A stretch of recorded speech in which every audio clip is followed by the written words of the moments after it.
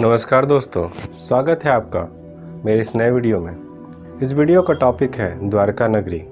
जी हाँ दोस्तों, द्वारका नगरी एक ऐसी भव्य नगरी थी जिसके बारे में लोग सोचकर ही दंग रह जाते हैं। आज जो आप द्वारका देखते हैं वो असल में द्वारका नगरी की एक छोटी सी श्रृंखला है। और जो भेंट द्वारका देखते हैं वहाँ पे श्री कृष्ण जी को सुदामा जी मिलने आए थे, इसलिए उसका नाम भी भेंट द्वारका पड़ा। पर असल नगरी द्वारिका का क्या हुआ, ये सभी कहानियों में जानते हैं कि द्वारका नगरी श्री कृष्ण जी के जाने के बाद डूब गई थी। आखिर ये कैसे हुआ, क्यों हुआ और कब हुआ, इस वीडियो के अंत तक आपको बहुत कुछ समझ में आ जाएगा। ये वीडियो थोड़ी लंबी हो सकती है दोस्तों। जैसा कि आप जानते ही होंगे, द्वारका नगरी एक ऐसी नगरी है जिसे विशेष श्रेय मिला हुआ है भगवान श्री कृष्ण द्वारा।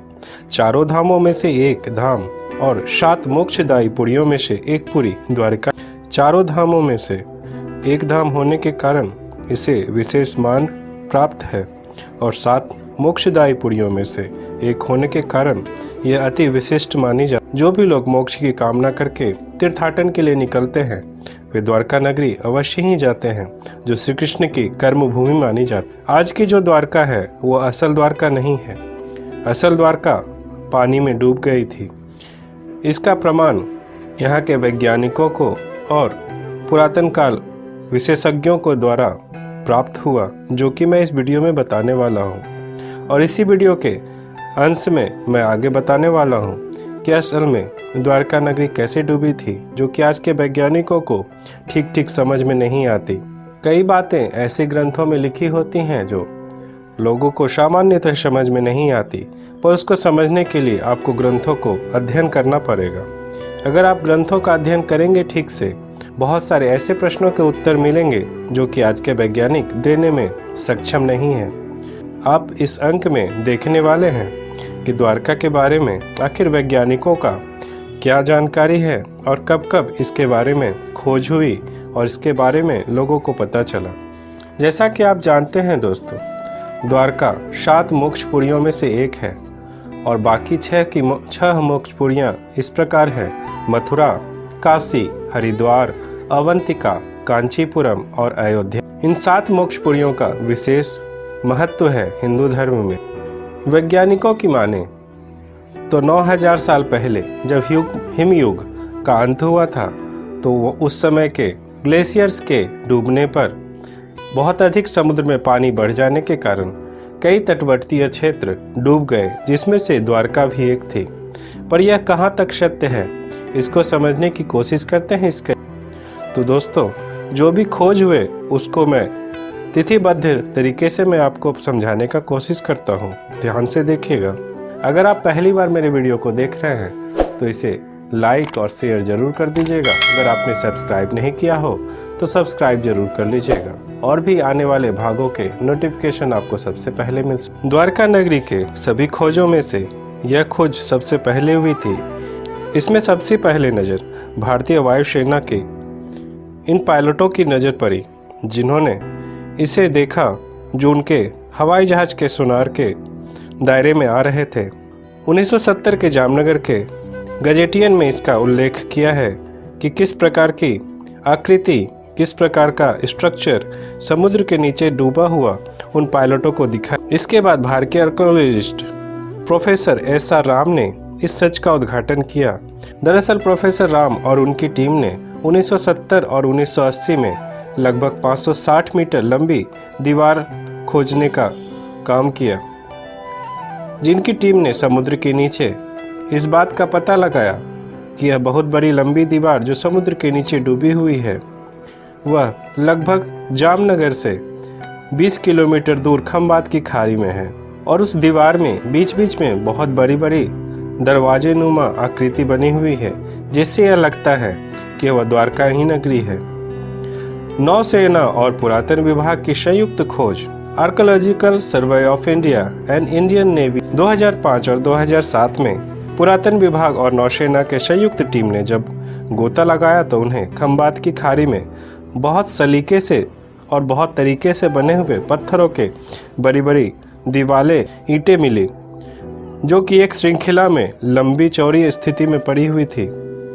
सर्वेक्षण से यह पता चला कि लगभग 200 से अधिक सैंपल्स यहाँ पड़े हुए हैं जिनको बाहर निकाला गया।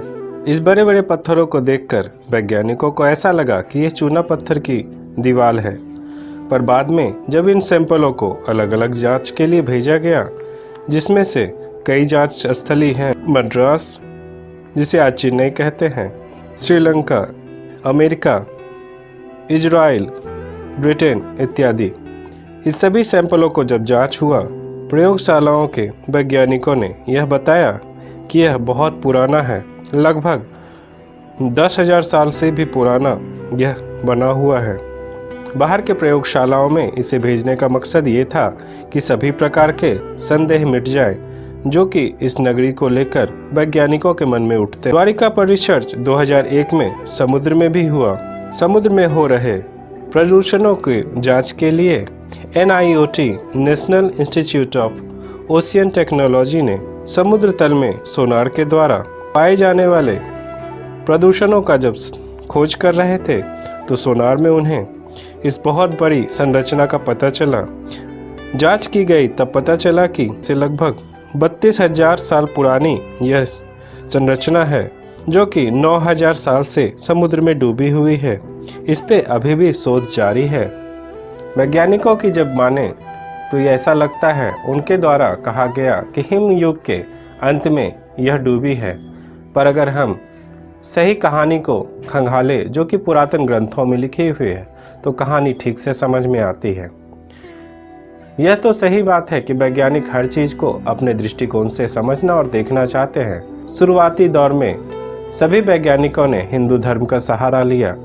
कई वैज्ञानिक यहाँ से सीखकर, चाहे वो पुरातन काल के बारे में जानना हो, चाहे कैलेंडर को समझना हो, चाहे खगोलीय गतिविधियों को समझना हो, सब भारतीय ही परंपराओं को सीखकर विदेशों में जाकर उस पर और रिसर्च करने लगे, जिससे बहुत सारे तथ्य सामने आए, जिन्होंने बाद में अपने नाम पे उन्होंने पेटेंट कराया और लोगों को बताया। पर असलियत क्या है दोस्तों? जब सारी दुनिया के लोग भारत को छोड़कर, या कह लीजिए एशियाई महादेश को छोड़कर, जो भी बाहर के लोग जहाँ केवल खाने और कपड़ों पर ध्यान दे रहे थे और रहने के लिए जूझ रहे थे, वहीं पर यहाँ इतनी आधुनिक सभ्यता थी जिसे सोचकर भी हैरानी होती है कि यहाँ पर सभी प्रकार की सुख सुविधाओं के वस्तुएं उस समय बनाने में लोग सक्षम थे और अपने आधुनिकतम हथियारों से लैस रहते थे। तो इससे समझ में आता है दोस्तों कि बहुत कुछ वैज्ञानिकों को और आम लोगों को समझना चाहिए कि यह किस प्रकार उस समय हुआ करता था और आज हम कहाँ हैं। बहुत सारी चीज़ें बाहर से आए हुए उपद्रवियों द्वारा समाप्त कर दी गई, जला दी गई, लूट ली गई। इसलिए हमारा ज्ञान आज के समय में बहुत अधूरा रह गया है। इसलिए हमें समय समय पर पुराने ग्रंथों को अवश्य पढ़ना चाहिए, जिससे हमें कई बातों का पता चलता है, जिसमें से द्वारका नगरी भी एक है। पुरातन कहानियों में जो भागवत या महाभारत में सुनाई गई है, उसके आधार पर मैं कुछ बातें बताना चाहूँगा।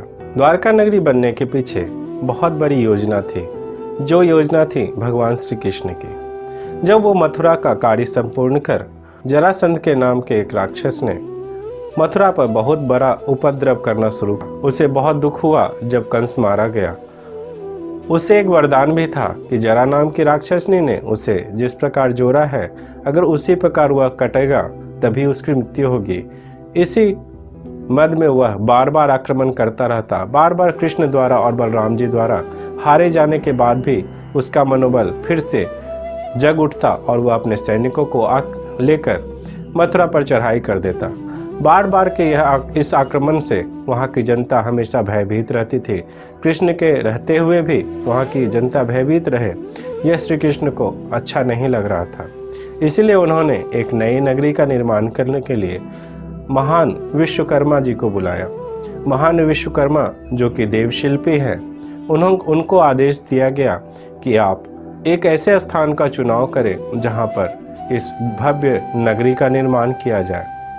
तब देवशिल्पी विश्वकर्मा जी ने उसी स्थान का चुनाव किया जो कि भगवान शेष की ससुराल भी एक प्रकार से मानी जाती है। देवशिल्पी विश्वकर्मा ने माता भगवती को आवाहन किया और उनसे सहायता मांगी।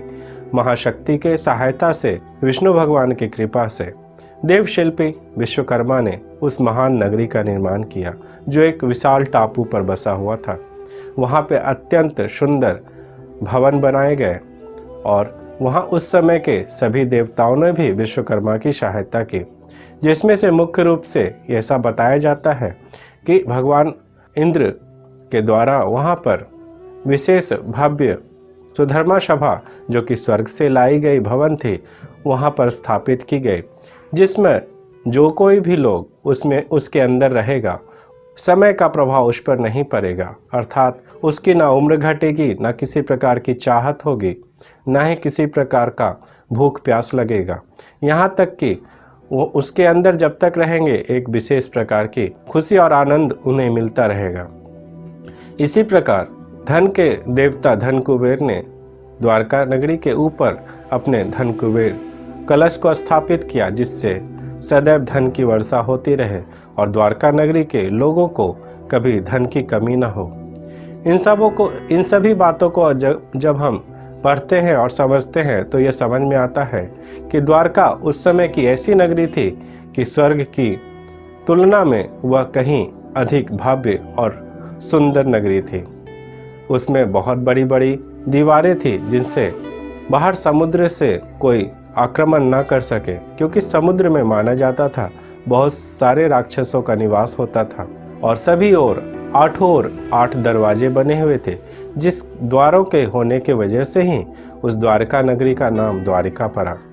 कई वर्षों तक श्री कृष्ण जी द्वारा उस राज्य पर राज करने के बाद जब समय अंत आया और भगवान श्री कृष्ण अपने श्री धाम को पधारने वाले थे, तब उन्होंने इच्छा की, भगवान की इच्छा से ऐसी योजना बनी कि उस समय के जो यादववंशी थे वो बहुत उपद्रवी हो चुके थे, उनका अंत करना भी बहुत आवश्यक था।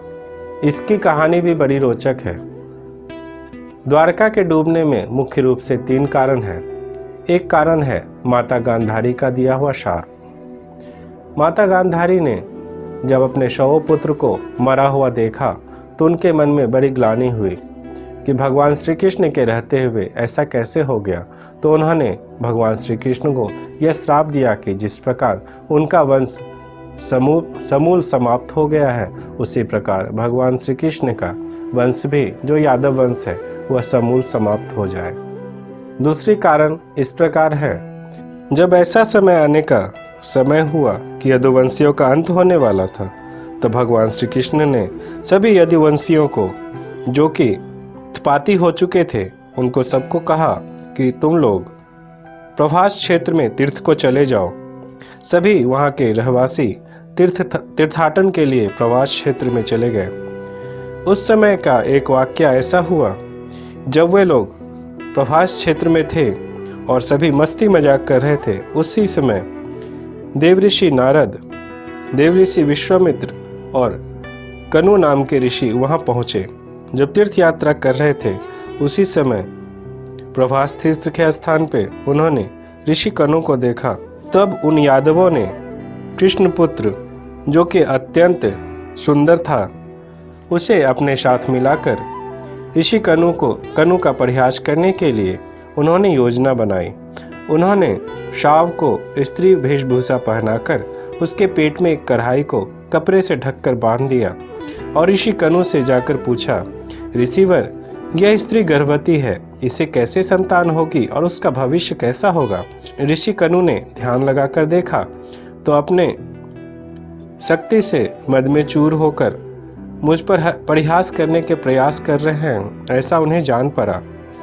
तो उन्होंने कहा, इसके पेट में जो कुछ भी है उसी से तुम्हारे यदुवंश का विनाश हो जाएगा। सभी हंसते हुए पेट में छिपा हुआ कढ़ाई निकालकर ऋषि नारद और ऋषि कनु को विश्वामित्र जी को दिखाते हुए कहने लगे, अरे हम तो मजाक कर रहे थे। पर ऋषि कनु इतने क्रोधित थे, उन्होंने कहा कि मेरा कहा हुआ वाक्य निरर्थक नहीं होगा। इससे सभी डर गए। इस बात को सुनकर सभी भयभीत हो गए और आपस में विचार करने लगे कि इसे कैसे समाप्त किया जाए। तब सबने उसी प्रभास तीर्थ में उस कढ़ाई को पत्थर पर घिसते हुए समाप्त जैसा कर दिया, घिस घिस कर उसका चूरा बना दिया और जो आखिरी छोटा सा हैंडल बचा था उसे जल में फेंक दिया। इसके बाद सब सोचने लगे अब कुछ नहीं होगा, परंतु विधि का विधान बहुत ही अचरजकारी होता है। वे आपस में ही बातों बातों में लड़ने लगे और बालू और पत्थर से आपस में फेंक फेंक कर मारने लगे, परंतु श्राप के असर के कारण वही लौ चूर्ण वज्र के समान घातक हो गया। पत्थरों के साथ मिलकर उन्हें वज्र के समान घात करने लगा। इससे सभी लोग आपस में ही लड़ मरे। जो कढ़ाई का हैंडल टूटकर जल में फेंका गया था वही जल में बहते हुए एक बहेलिये के हाथ में लग गया जो मछली पकड़ रहा था। उसके हाथ में लगते ही उस हैंडल से उसने तीर की नोक बनाई और वन में शिकार खेलने चला गया। संयोगवश वह शिकार खेलते हुए उस स्थान पे पहुंचा जहां भगवान श्री कृष्ण ध्यान मुद्रा में बैठे हुए थे। वो अपने पैरों को हिला रहे थे इस प्रकार कि दूर से उनके बने हुए शंख के छाप से ऐसा लग रहा था किसी हिरन का मुख है और उसके कान हिल रहे हैं। वह दूर से देखकर समझ नहीं पाया कि वह हिरन है या कोई और। उस बहेलिये ने उस पर तीर चला दी। वह तीर भगवान के अंगूठे में आकर लगी। जब नजदीक आकर बहेलिये ने देखा कि यह तो भगवान श्री कृष्ण है तो उसने क्षमा मांगी। भगवान श्री कृष्ण ने उसे क्षमा करते हुए कहा कि यह विधि का विधान है, अब मेरे जाने का समय हो गया। यह कहकर वह अब द्वारका पहुंचे। सबको यह बताया कि अब जाने का समय आ गया है। जो भी लोग मेरे साथ द्वारका नगरी से होते हुए मेरे गोलोक जाना चाहते हैं वो मेरे साथ, जो कोई मेरे साथ नहीं जाता है वह अर्जुन के साथ उसके नगर चला जाए। श्री कृष्ण ने उस बहेलिये को अपनी कहानी सुनाई, उसे याद दिलाया कि पिछले जन्म में जब वह राम रूप में थे तो वह बहेलिया बाली बना हुआ था और उन्होंने उसे छुपकर बाण मारी थी जिसका कर्ज उनके सिर पर था। उसी कर्ज को उतारने के लिए इस जन्म में भगवान श्री कृष्ण और बाली का जन्म उस बहेलिये के रूप में हुआ था। उसे सब कुछ समझ में आ गया और याद भी आ गया। उसने श्री कृष्ण के साथ जाने की प्रार्थना की। श्री कृष्ण उसे साथ में लेकर द्वारका चले गए। इसके बाद वो वहाँ से जल मार्ग होते हुए अपने गोलोक चले गए और द्वारका को जल में डुबो दिया। यह कहानी बहुत ही रोचक है जो आपको ग्रंथों में मिलेगी। द्वारका को कई नामों से जाना जाता है, जैसे द्वारका, कुशस्थली, कृष्णधाम, द्वारावती, अनर्तक, ओखा मंडल, गोमती द्वारका, चक्रतीर्थ, अंतरद्वीप और वाणी दुर्ग। ये कई नाम हैं द्वारका के लिए प्रयोग किया जाता। द्वारका नगरी इतनी रोचक है जिसके बारे में आप जब ग्रंथों में ठीक ढंग से पढ़कर समझेंगे तो आपको पता चलेगा कि इतिहास में ऐसे महान राज्य का निर्माण हुआ था जो कि स्वर्ग से भी अधिक सुंदर थी। आज जो आप समुद्र में डूबी हुई द्वारका देख रहे हैं उसका वह अंश मात्र ही है। पूरी द्वारका समुद्र में इतने भीतर तक डूब गई जिसे वैज्ञानिकों को खोजने में अभी काफ़ी समय लगेगा। तो आपको यह वीडियो कैसी लगी दोस्तों, आप कमेंट में अवश्य लिखिएगा और अगर सब्सक्राइब ना किया हो तो मेरे चैनल को सब्सक्राइब कर लीजिएगा ताकि इसी प्रकार के आने वाले वीडियोस आपको देखने के लिए सबसे पहले मिल सके। तो मिलता हूँ अगले वीडियो में, तब तक के लिए धन्यवाद दोस्तों।